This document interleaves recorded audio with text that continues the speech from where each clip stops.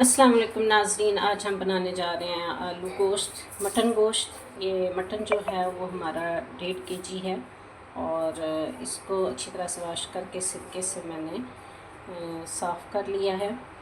तो आइए रेसिपी का बाकायदा आगाज़ करते हैं।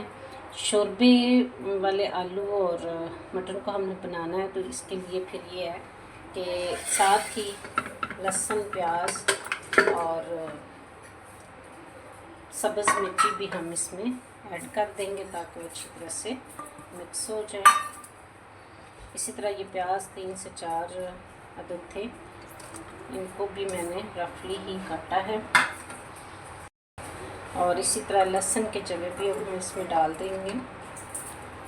और अब नॉर्मल सा पानी जो के इसमें गल जाए, इतना पानी इसमें डालेंगे कि जिसमें ये डिप हो जाए।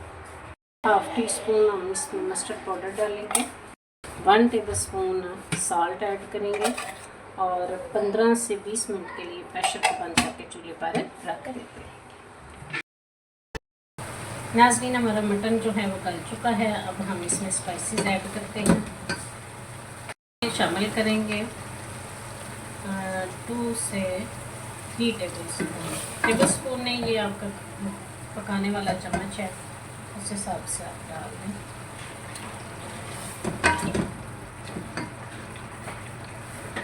टेबलस्पून लाल मिर्च, 1/2 टेबलस्पून ब्लैक पेपर मसाला, 2 टमाटर भी इसमें ऐड कर देंगे ताकि साथ ही मिक्स हो जाए। 2 से 3 मिनट हो गए मुझे भूनते हुए। देखिए कितना अच्छा टेक्सचर और कितना अच्छा जो है वो कलर आ गया है।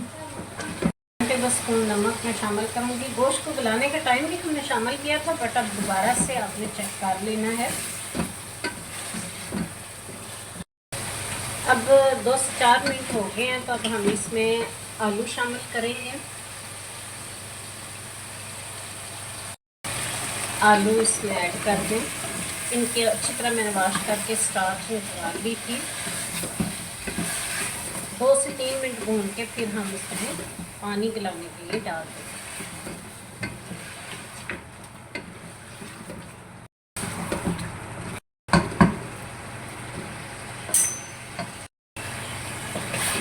ये देखिए नाज़रीन, आलूओं को भी 2 से 3 मिनट हमने अच्छी तरह भून लिया है। अब जो इसकी यखनी थी जो हमने निकाली थी, जो इसका स्टॉक था, उसी को ही हम डालेंगे और उसी को ही हम, अगर कम लगा तो थोड़ा छोटा और बनाने के लिए हम डाल देंगे। मुझे अब इसमें हम इसको यखनी को डाल लेते हैं। और इतना पानी तो हमने वैसे रखना है, लिहाजा फिर शोरबे के लिए थोड़ा और डालना पड़ेगा। और अब इसको आलू को गलाने के लिए हम बंद कर देंगे।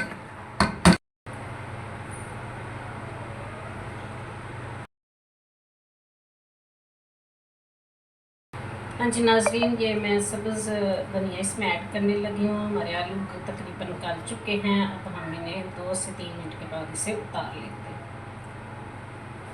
जब तक कि ये मिक्स हो जाता है। नाज़रीन, ये हमारा मटन आलू शोरबा तैयार है और आलू भी हमारे गल चुके हैं। अब हम इसे डिश आउट करते हैं।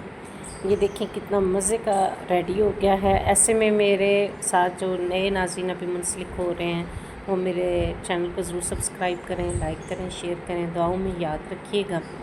और इस दुआ के साथ कि शाद रहें, आबाद रहें, अपनी ज़िंदगी में आज़ाद रहें। फिर मिलेंगे एक नई रेसिपी के साथ। अल्लाह हाफिज़।